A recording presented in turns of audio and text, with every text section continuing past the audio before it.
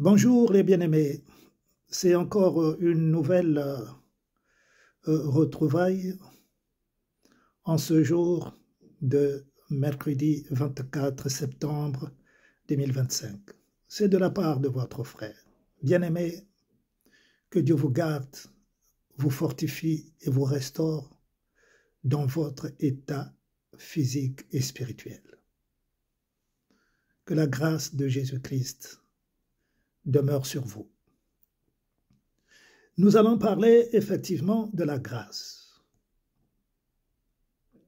Nous allons parler aussi de la miséricorde de Dieu. Bien-aimés, ces deux éléments doivent nous conduire à Dieu. Ces deux éléments démontrent ce que nous devons être pour Dieu. Comme avec notre groupe de prière, nous sommes en train d'apprendre sur le retour, la croix et la repentance que le Seigneur Jésus m'a recommandé il y a quelques années. Alors, la miséricorde fait partie. La grâce de Dieu fait partie du caractère que nous devons avoir, de ce que nous devons être pour Dieu, non de ce que nous faisons pour Dieu.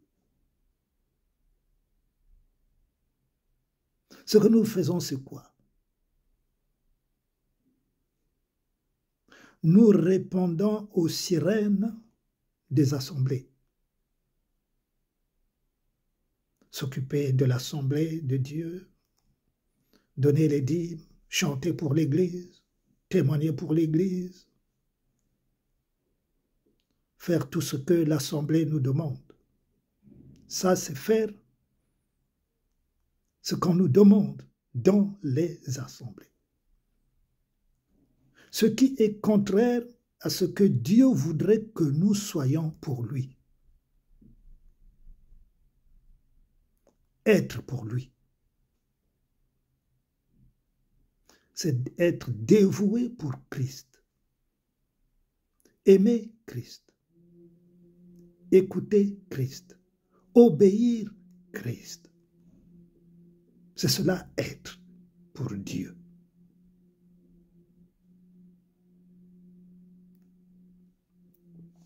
Il y a donc des caractéristiques, bien-aimés, qui doivent nous définir que nous sommes chrétiens. Et Paul en parle. Il s'agit donc de connaître qui est Christ. Il s'agit de connaître que Christ est notre Seigneur, notre Sauveur, notre Rédempteur, notre Roi, notre ami, notre frère. Il est tout pour nous. Et nous devons être comme lui. Nous devons être comme lui. Un Dieu qui écoute. Dieu écoute. Dieu n'est pas un Dieu bavard. Frère. Dieu n'est pas un Dieu haineux. C'est cela, être. Nous devons avoir les qualités de Christ. Être doux, patient. D'où le titre. Se repose sur le mot miséricorde. Nous devons être miséricordieux, comme Dieu est miséricordieux. Parce que nous avons été créés à l'image de Dieu. Et Dieu le dit. Vous avez été créés, je vous ai créé à mon image et à ma ressemblance. Donc notre caractère doit être le caractère de Christ. Et Christ nous le définissons, ce qu'il est lui-même. C'est pas que nous le définissons. La parole de Dieu nous définit qui est Christ. C'est pour cela que nous devons connaître qui il est, comment il pense, comment il agit. Donc, la miséricorde de Christ, la grâce, ça ne se définit pas le caractère de Christ ne se définit pas par ces deux mots. Tiens encore, l'amour de Christ, qui se traduit dans le livre de Jean 3, 16. Dieu a tant aimé le monde. Frère, pour moi, c'est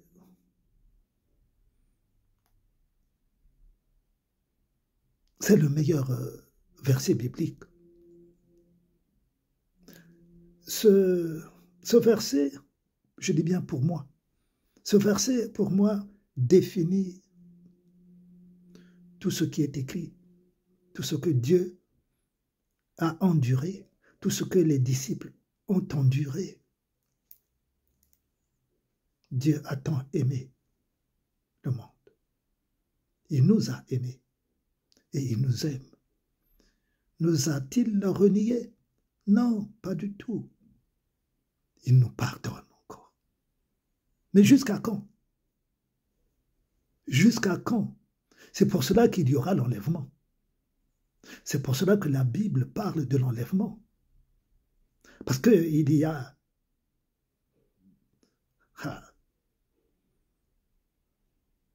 la souffrance qui va venir après. Pour ceux qui n'auront pas fait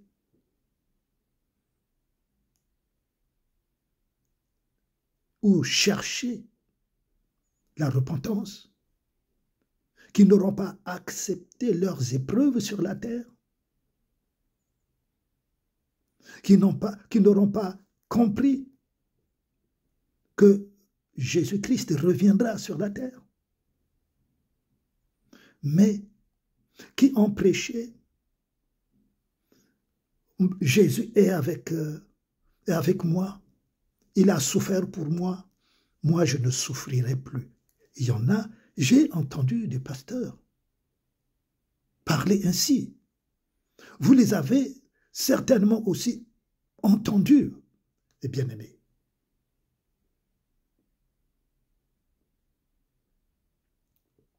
D'où, mes frères, nous devons chercher à connaître le caractère de Christ. Et nous devons donc avoir les caractéristiques qui doivent nous qualifier comme les anciens au temps des apôtres, les pharisiens ou les juifs qualifiaient les disciples, qu'ils étaient des chrétiens. Parce que les gens, en ce temps-là, voyaient comment ils vivaient, voyaient comment ils marchaient, voyaient ce qui sortait de leur bouche. Ils avaient le caractère du Seigneur Jésus. Est-ce que nous sommes différents? Nous, aujourd'hui, sommes-nous différents? Nous sommes des hommes. C'était des hommes. Mais notre caractère à nous différencie du caractère des disciples. Nous sommes devenus des corrompus. Mais les disciples n'étaient pas des corrompus. Les disciples, ils ne se liaient pas d'amitié avec tout ce qui se présentait devant eux. Les disciples ne se liaient pas d'amitié avec les hommes corrompus, avec les hommes méchants. Les disciples ne se liaient pas avec les dictateurs, ni avec les voyous, ni avec les occultistes, ni avec les magiciens. C'est ça le caractère de Christ. Et les disciples avaient le caractère du Seigneur Jésus. C'est pour cela qu'on les appelait c'est des chrétiens.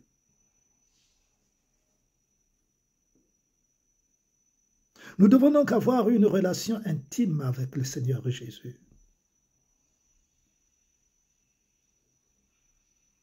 Ainsi, dans le livre aux Romains, chapitre 8, 26 à 27, la parole de Dieu en parle. Nous pouvons le lire. Romains, chapitre 8, 26 à 27, nous dit quoi? De même aussi, l'Esprit nous est en aide dans notre infirmité, c'est-à-dire dans l'infirmité, c'est la faiblesse. Car nous ne savons pas ce qu'il nous faut demander comme il convient, Mais l'Esprit lui-même intercède par des soupirs inexprimables. Nous ne savons pas prier parce que il y a beaucoup de raisons de cela. Parce que nous ne lisons pas notre Bible.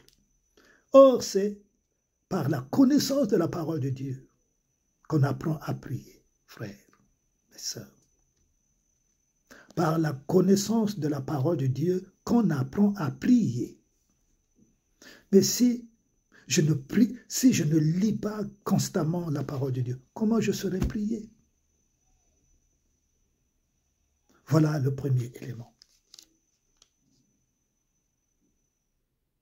Ainsi, lorsque nous nous rapprochons du Seigneur Jésus, frères, Jésus, alors, nous ouvre une voie de communication parfaite avec lui-même par le Saint-Esprit, frère. Vous voyez, ce que Dieu a fait est tellement merveilleux. Mais qui peut le comprendre? Si nous n'avons pas une intimité avec le Seigneur, comment pouvons-nous le comprendre, frère?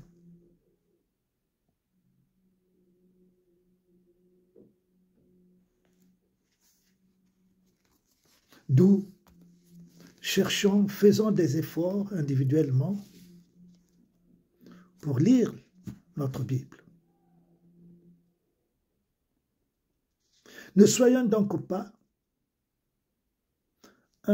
soyons plutôt un chrétien qui souffre pour Christ.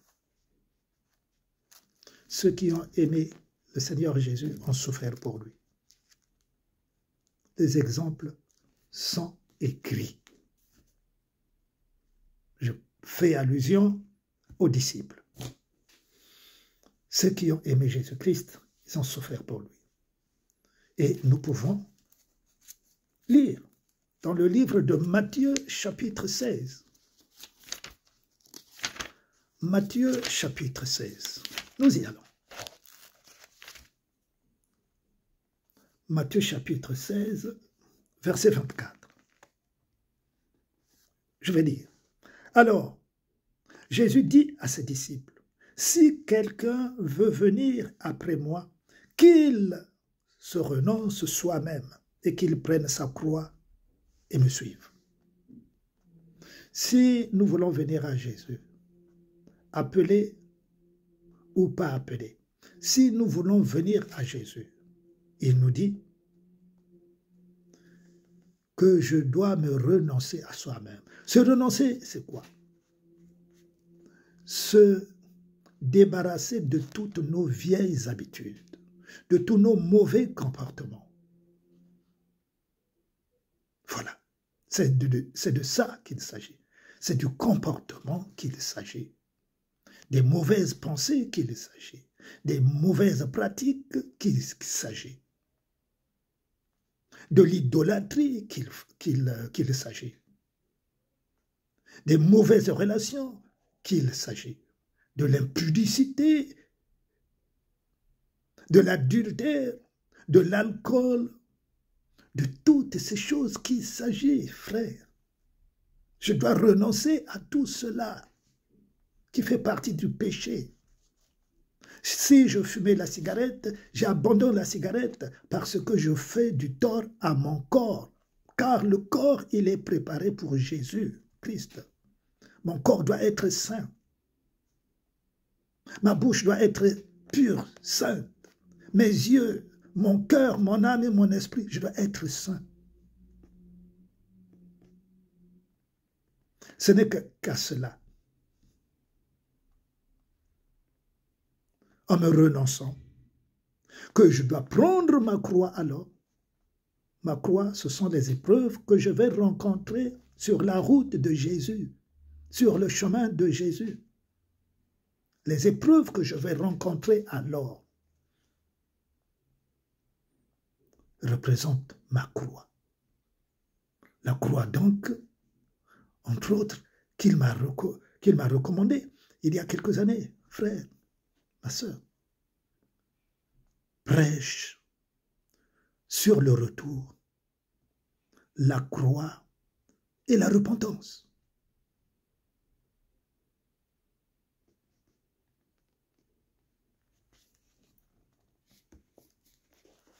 Alors nous devons rechercher la miséricorde de Dieu. Nous devons être miséricordieux, frère. Les deux. La miséricorde et la grâce, frère.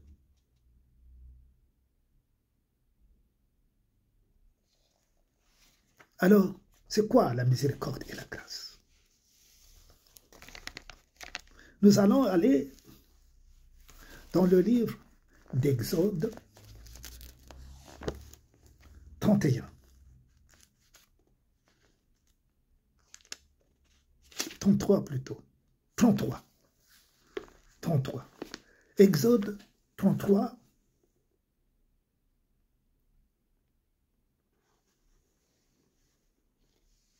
D'abord, oui, Exode 33.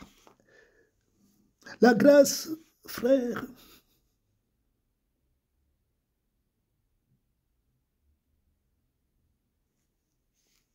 est un acte. La grâce que Dieu accorde, comme il a accordé la grâce à Moïse. À partir du verset 12. La grâce, d'abord, est une faveur imméritée. C'est une faveur que Moïse a bénéficié de Dieu. Vous voulez que je répète? La grâce est une faveur que Dieu accorde à une personne qu'il n'a pas. Personne ne mérite la grâce. Personne. Mais Dieu accorde sa grâce à qui il veut. Et nous allons le lire, frère. Exode, chapitre 33, verset 12. Et Moïse dit à l'Éternel, regarde, tu me dis, fais monter ce peuple, et tu ne m'as pas fait connaître celui que tu enverras avec moi. Et tu as dit, je te connais par nom, et tu as aussi trouvé grâce à mes yeux. C'est Moïse qui parle à Dieu.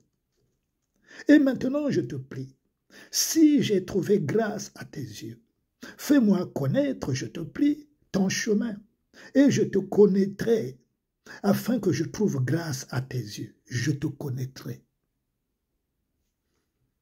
Afin que je trouve grâce à tes yeux. Et considère que cette nation est ton peuple. Moïse est en train de parler à Dieu. Et l'Éternel dit à Moïse, ma face ira, et je te donnerai du repos. Et Moïse lui dit, si ta face ne vient pas, ne nous fais pas monter d'ici, car à quoi connaîtra-t-on que j'ai trouvé grâce à tes yeux, moi et ton peuple? Ne sera-ce pas en ce que tu marcheras avec nous? Ainsi, moi et ton peuple, nous serons séparés de tout peuple qui est sur la face de la terre. Moïse fait une promesse à Dieu, que moi, que tu as choisi pour conduire ton peuple, et ton peuple, nous serons séparés, c'est-à-dire que nous ne ressemblerons pas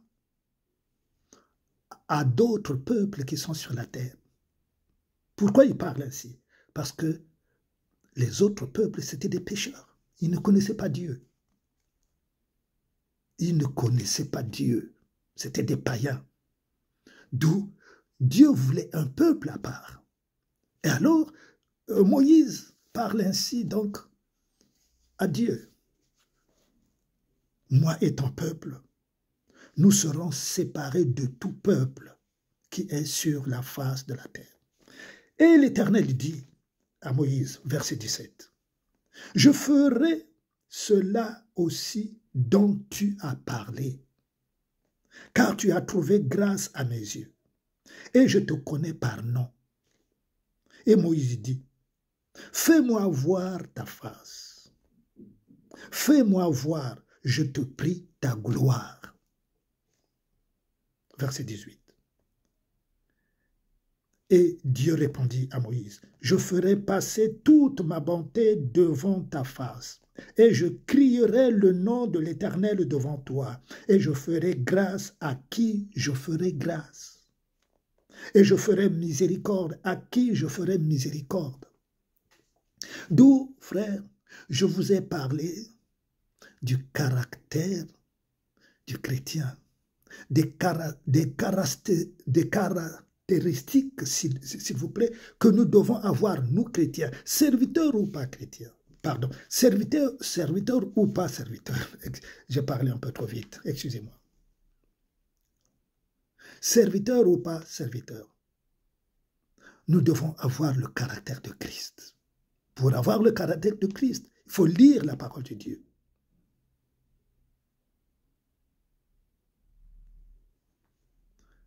Voilà d'où vient la miséricorde de Dieu, qui est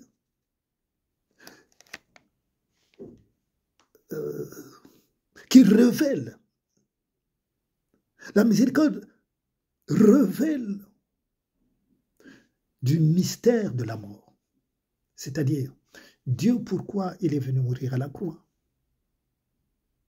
Pourquoi il a souffert d'abord à la croix? Et pourquoi il en est mort? C'est à cause de l'amour. Parce qu'il nous a aimés. Donc c'est un mystère, frère.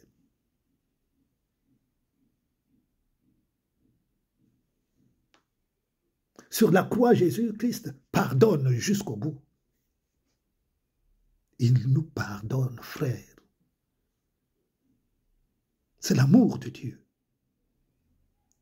Et l'amour est un mystère. Ce n'est pas un simple mot, frère. C'est pour cela que aimer, frère, quelqu'un que tu ne connais pas, si ce n'est pas Dieu qui a planté l'amour dans ton cœur, frère, tu ne vas pas aimer ton prochain comme toi-même. Tu vas le suspecter de tout. Vous en avez fait, et on en a fait tous des expériences. Et celui qu'on croit aimer, c'est celui qui va te trahir. Je pense que beaucoup d'entre nous ont vécu ce genre d'expérience. Celui qui est ton frère, c'est celui qui te haïra. Et pourtant, c'est ton frère. Même sang, même père, même mère. C'est celui qui va te trahir. C'est ça l'amour. C'est un grand mystère. Et Jésus a souffert pour son amour envers nous. Mais la parole de Dieu nous dit qu'il nous a aimés jusqu'au bout. Et c'est pour cela qu'il est venu souffrir en plus jusqu'au bout pour ça. Mais l'homme que nous sommes, avons-nous compris? Frère, est-ce que nous avons compris la miséricorde qui est la bonté de Dieu envers les hommes? Frère, on n'a pas compris. Même pour pardonner notre frère, c'est compliqué pour pardonner. On n'est pas patient envers notre frère. Dieu dit, soyez miséricordieux. Dieu ne nous demande pas d'aller souffrir encore à la croix. Il a tout payé, il a tout expié, il a tout accompli. On ne viendra pas, nous les hommes, encore faire des sacrifices, comme je l'ai dit il y a une semaine. Frère, parce qu'il y a encore des gens qui demandent des sacrifices. Dieu va te demander ton père, Dieu va te demander ton fils, Dieu va te demander ta femme, celui que tu aimes le plus. Des prédications farfelues, frère, qui n'ont pas de sens, frère. Dieu a tout accompli. Dieu est miséricordieux. Et nous, les hommes, on n'arrive pas à comprendre cela, frère. C'est grave, frère. Voilà ce qu'on appelle l'apostasie. C'est ce qu'on appelle l'apostasie. Dieu a accompli le sacrifice. Maintenant, Dieu nous demande de nous pardonner les uns les autres. Si ton frère a péché, pardonne ton frère, ton enfant, ta femme. Soyons des exemples dans nos maisons, dans nos foyers, dans nos villes, dans notre lieu de travail, dans notre environnement. Soyez des modèles, frères, surtout pour nous qui prêchons. Frères, soyons des modèles.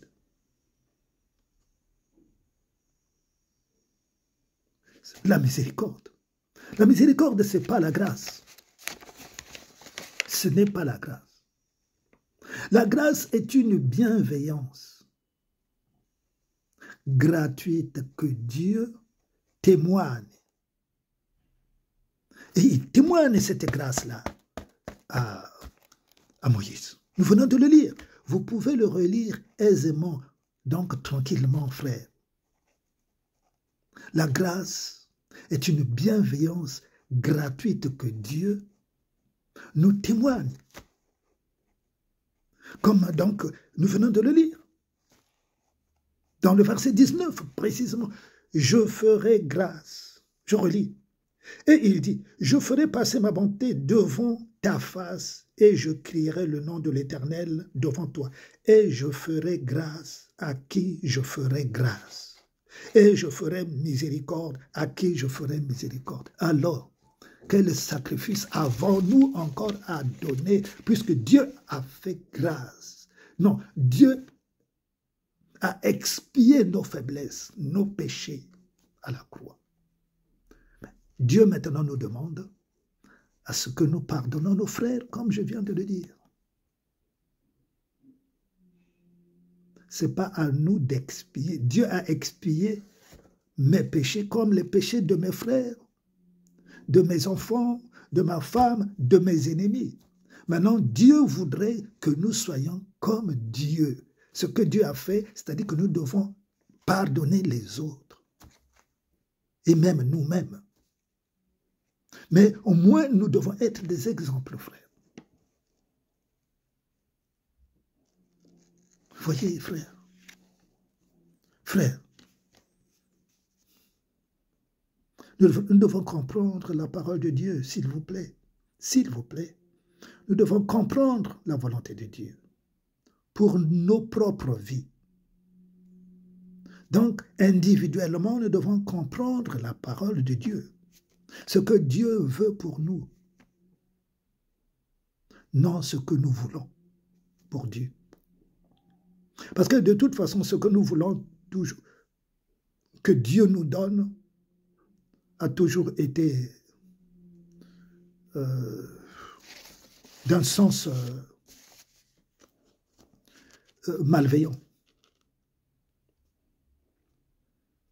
C'est pour cela que nos prières ne sont pas exaucées, parce que nous ne savons pas demander à Dieu. Ce qu'il faudrait que nous demandions à Dieu, nous ne savons pas le demander. Et nous demandons ce qui est farfelu, ce qui n'a pas de sens pour notre ego. Frère, voilà, je termine